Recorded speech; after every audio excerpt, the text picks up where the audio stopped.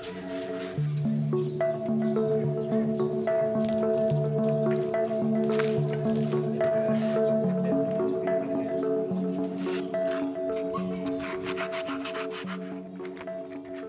อร์นิเจอร์นี่ก็พ่อก็แม่นคนเสียองค์ะผู้หนึ่งแต่ก็บ่สร้างไปลูกไปหาซอกเงินซอกเบี้ยนี่แหละก็ตัดสินใจมาเฮ็ดเฟอร์นิเจอร์นี้มันเวียกก็อยู่ในเรือนแล้วบ่ได้แบกบ่ได้หาบหลายก็ตัดสินใจมาเฮ็ดเฟอร์นิเจอร์นี่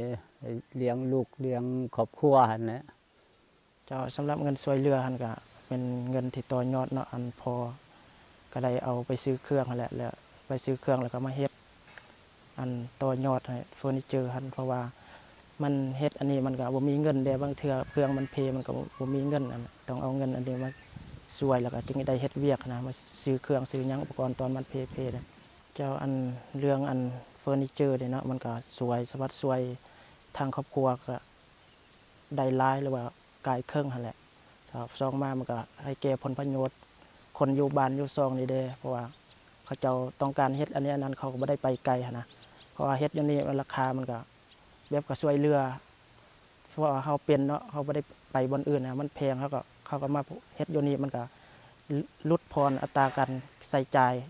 ดีกว่าไปบ่อนใหญ่บ่อนโรงงานหั่นนะเขาเจ้าอาจจะขายเฮ็ดแพงกว่านี้เรื่องการช่วยเหลือเนาะก็ระยะผ่านมาเนาะก็เห็นอยู่หลายครั้งอยู่2-3 ครั้งนี่แหละก็ขอบใจนำภาคส่วนนั้นที่มาช่วยเหลือหั่นครอบครัวผู้ทุกข์ยากเนาะแต่ก็บ่ขอบใจที่เพิ่นนั้นบ่ทิ่มบ่ปะเพิ่นยังยืนมือเข้ามาช่วยทั้งพวกเฮานี่สำหรับครอบครัวที่ทุกข์ยากที่บ้านเพราะอยู่ในประเทศลาวอยู่ในเมืองอยู่ในแขวงนี่ต่อไปก็ขอให้อันสืบต่อเนาะอันให้ภาคส่วนนี่สืบต่อก็มาช่วยเหลืออีกเพราะว่าจะเป็นหยังกะยาเนาะ